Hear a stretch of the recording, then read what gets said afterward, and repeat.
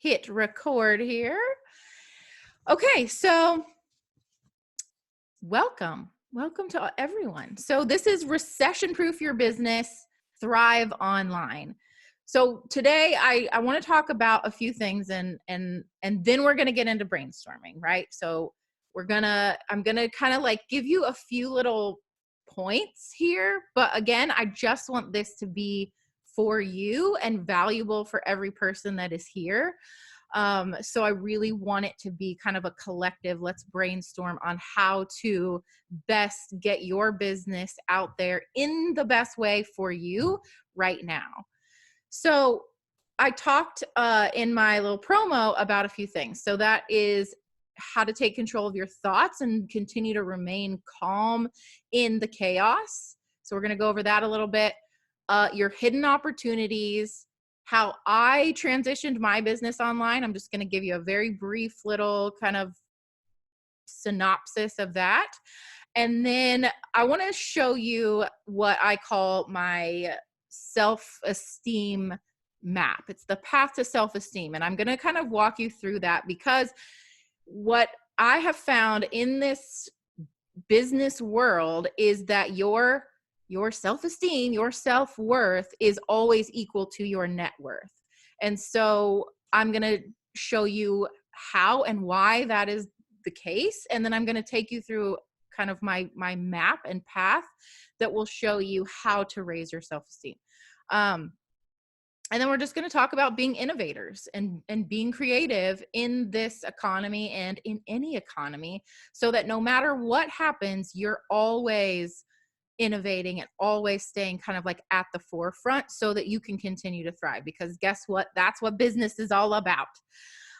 So we're going to just get started right at the top of how to take control of your thoughts, how to remain calm. I think everybody here live right now is pretty, for the most part, y'all are pretty calm people. If anybody is in a full-blown panic, I'm going to turn on my little chat here.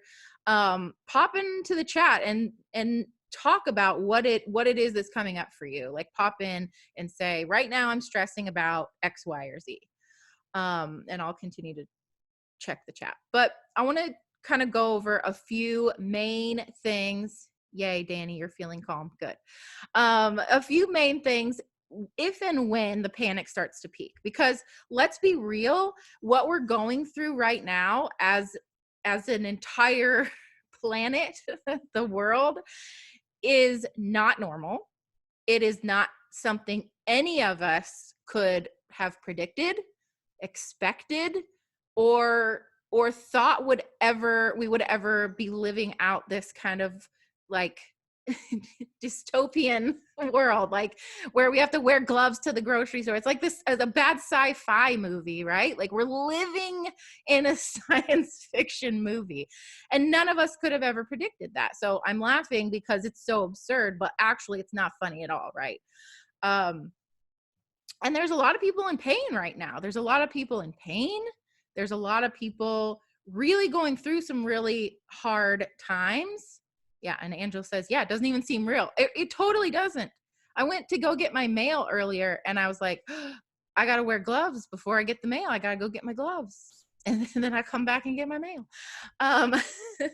But so no, it doesn't seem real, and it's nothing that any of us ever planned for. So how can we honor what's happening and be, real about it, realistic about it, in the sense of there are people hurting, there are people in pain, there are people who are going through it right now, people who have been affected by the illnesses that have gone on, families and that kind of thing. But then where we're talking about it in this right now is in our businesses. Businesses all around the world are shut down and they're being affected.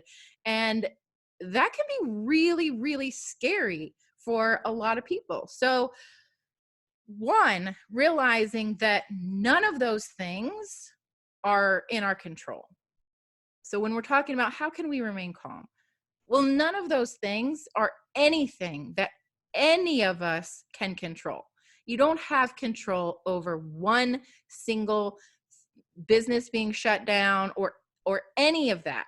You don't have control. You don't have control of the virus. You don't have control of the government. You don't have control of anything, right? So what could you control? What could you at least take a little bit of ownership in?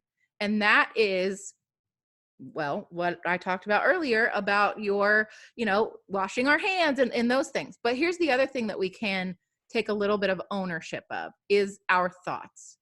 And our thoughts are always going to lead to how we feel. So the next thing that comes after a thought is how we feel.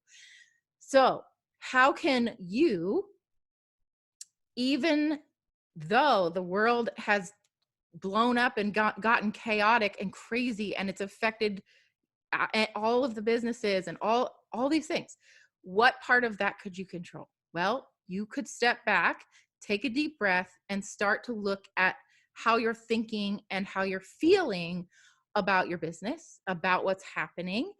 And again, realizing that you don't have control of all the other many things. So what can you control, and start to step into that? The second thing, and I know that can be easier said than done, right? Like it's easy to be like, oh, just control your thoughts. But at the same time, that's all we can do. So that's the part that you have to take responsibility and ownership of. Okay. The second part of this is, how can I remain calm in this? Well, set your intention around what you are going to have happen during this time. Okay. Because guess what? Your intention, your intent is the most powerful thing that you have right now. Just setting it, just saying, I choose to thrive no matter what. I choose to thrive during this. I choose to remain healthy. I choose whatever it is that you choose. Make sure that you are setting your clear intent for what you want to happen as a result of going through this, which brings me to the hidden opportunities in just a moment. But I also want to talk about one more thing about remaining calm during this time. And that is stepping into who it is that this moment in your life and in history is requiring you to be. You are being asked by God, the universe, whatever you want to call it. You're being asked to shift, to change, to transform, to pivot, to release things that are no longer serving you, and re-examine your business and your life and what you want to happen, again, as a result of going through this chaos. Because anytime we're going through the fire, there are things being burned away, right? So what are those things that are being burned away from you right now that you are being called to step into this next version of yourself, right? So who do you need to be in your business? We'll just keep it to business right now, but in your business and in your life for going forward. Okay. So once you kind of understand that you are in charge of your thoughts, so that's what you can control, and you set your intent and you set your intention, and then you're stepping into who is it that I need to be. And those three things are going to help you throughout this next however many months we're going to be dealing with all of this stuff, but also in any chaotic situation. There's always parts of it that you can control, and those are about it. Which leads us to the next opportunity, right? And that is you right now don't say months. We don't know. We just don't know. Okay, weeks. But that's the whole point, is like we don't know what's going to happen in the next couple of weeks, but we don't know what's going to happen ever, right? So that is even an opportunity for us to kind of surrender to the things that we need to surrender to. Um, so so what are the hidden opportunities here, especially when it comes to our business? Well, people are running scared. People are freaking out. People's, like we talked about, people's businesses are being shut down. So this means that you now have an opportunity to rise up as a leader, to become, to change how you're looking at your business and to step into a leadership role. Because guess what? Right now, people need leaders. They need people to look to say, okay, maybe she doesn't have it all together, but she is not letting this chaos just completely wash her away and take her down. And while other people's heads are in the sand, guess what else is happening? You are going to get to have more eyeballs on your business. So if you are rising up while other people are letting the panic overtake them, what does that do then? That has your business in the forefront versus somebody else who is too much in the panic to even see the opportunities in front of them, which is part of why I wanted to host this call anyway, is because I think the tendency is for people to just throw their hands up and be like, well, I mean, I don't know what to do. Like, this is just the way it is. And just to sort of let the chaos overcome them and let the circumstance of our life dictate how we show up. And that, I'm telling you, is a backwards way to handle anything. So instead of letting your circumstances dictate, now you are in control. Now you get to be the one making the calls and making the decisions while everybody else is out there panicking, putting their head in the sand. How are you going to show up differently? That is the opportunity that is in front of you right now. Just on a marketing standpoint, what is the first thing that businesses typically let go of in a recession or in an economy that is pulling back? Marketing. They pull back on their marketing money. So guess what that means for you if you choose to see this as an opportunity? Ads are going to be a little bit cheaper, and you're going to get to, if you choose to, you can step in. And again, you don't pull back on your marketing funds. You don't pull back on what you're doing. You go full forward with it. Now you again have this opportunity. Do you see how this starts to play out? If you are the one that remains calm, you set your intention, you're doing all the right things, while let other people have their chaos, but you remain the calm in the storm, and they are now going to see you as the leader, right? So all of these things. Okay, so now those are just for any business.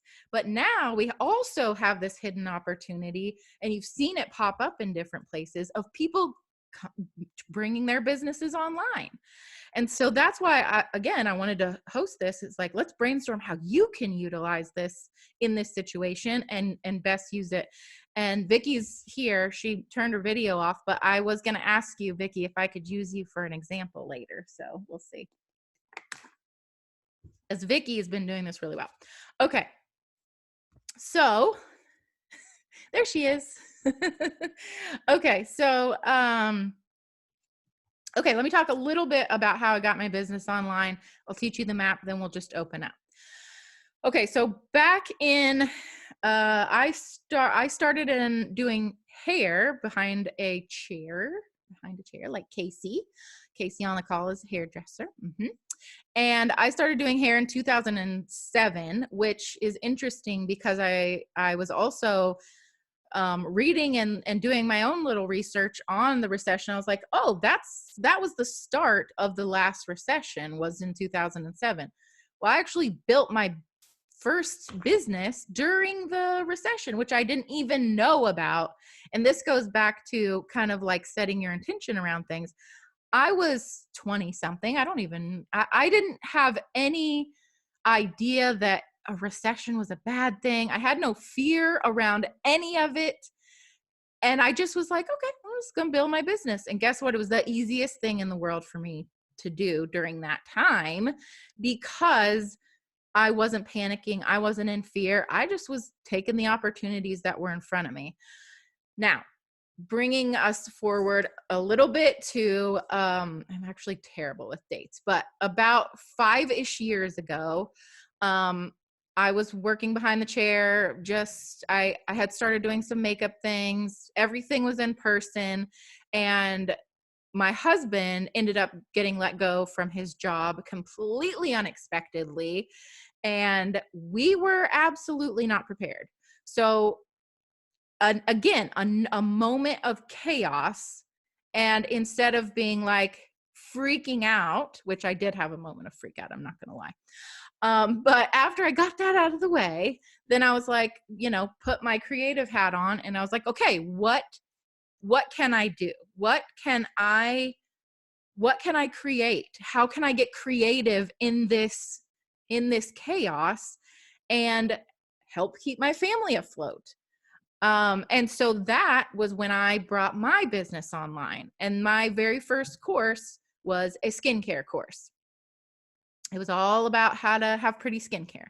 And then the next one I did was all about makeup.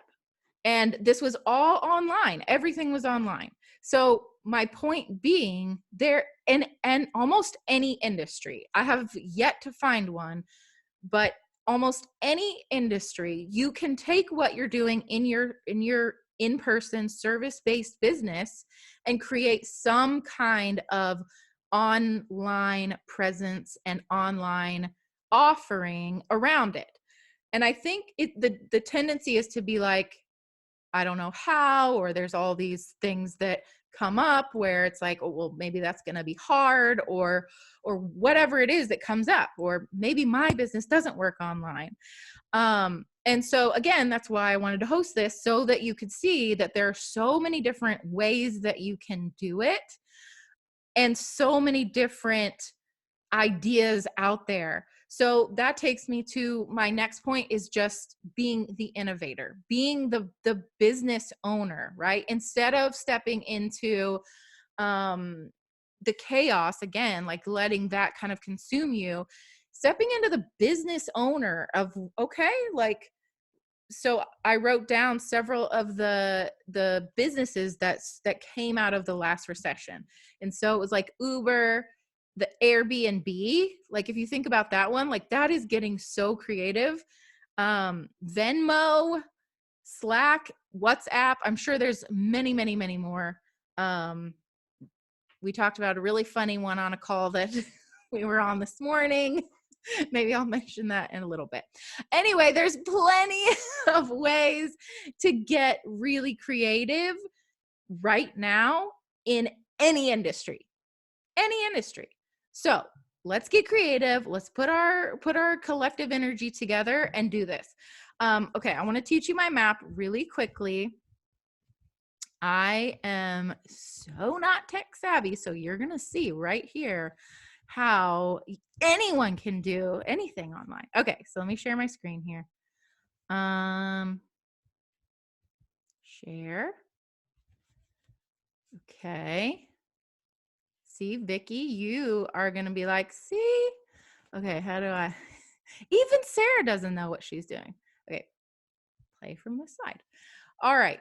So I'm just going to walk you through my little map here. We're going to keep it simple. If you have questions, oops, there we go. Okay, if you have questions, let me know in the chat and I'll come back and talk about them. All right, so this is the path to raising your self-esteem, stepping into kind of like your own self-worth, and not letting all of the outside stuff dictate what happens. Okay, so let me just really quickly walk you through it. So it starts like we even started this whole call out with. It starts with your thoughts, your self-talk, and your stories. Because if you are sitting there right now in your business thinking, I can't do this, everything is hard, I'll never be able to figure this stuff out, nobody cares about what I have to say, why would I go online anyway, why would I show up in a bigger way, why would I, fill in the blank. If you're saying those things to you, that is going to completely affect how you feel, which also it goes all the way down to how you are showing up and how you are taking the actions that need to be taken in your business. So number one is always around your thoughts, self-talk, and stories. Okay. We got to, even if you are just creating them out of thin air, do that. Okay. Because here's the thing. Anything that you are telling yourself is made up from somewhere. It's made up from all the things, all your past family history, all the everything. So if it's already made up, then why would you not just make something up that is going to help move you in the direction of where you want to go? So tell yourself helpful things around this moment in time, around your business, around going online, around whatever it is. Make sure that you are your biggest cheerleader right now and always. Which takes us to the second thing. In order to build your self-esteem and build your self-worth, you're going to have to do stuff, right? You're going to have to get out there. You're going to have to put things out there. And guess what's going to happen? You are going to fail. Guess what? That is awesome. That is amazing. And I am so proud of you. If you are failing at something right now, give yourself a huge freaking pat on the back, because that means that you are doing something. You are doing something different. You are being innovative. You are being creative, because even those times that things go badly and things go wrong, that happens to everyone who has ever done anything great. So that means that if you are in your bubble, not doing stuff and not failing, then you also aren't growing your self-esteem, right? Okay, so now we'll move on to the antidote to fear. And this kind of goes back to, this all works together in so many different ways, but the antidote to fear, does anyone have a guess? I can't even see the chat, but guess in the chat anyway. The antidote to fear, if you already know it, don't say. I'm just kidding. Action, close. Yes, but the antidote to fear is courage. It's courage. You're gonna have to have, did you write courage? Yeah. You're gonna have to have courage to get through the fear.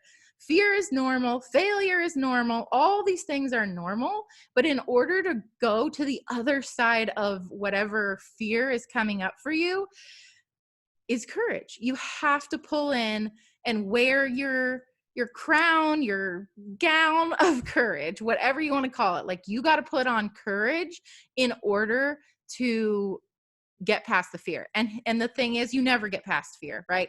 We all know that. It doesn't matter how many times you do something, it gets easier, but there's always going to be some fear around doing anything great. When you're doing amazing, great things, there are going to be times where that fear pops up. But again, it goes back to that first one, right? What are you telling yourself about it? What are your stories about it? What is your self-talk around it? Casey says we need to make that saying for Insta stories. Oh, what did I say? Write it down so we can. I'm just kidding. Okay. And then we'll move on. So the next one would be self-acceptance and compassion. If you want to raise your self-worth, if you want to raise your net worth, if you want to do anything awesome, then you are going to have to give yourself a little grace and a little compassion as you do anything, because courage is the antidote. Okay, yeah. Because if you are not accepting and being compassionate of yourself while you are growing a different part of your business, or while you are experiencing anything, then right back to the self-talk and stories, you are telling yourself an untrue story about yourself, and you are holding yourself to an impossible standard.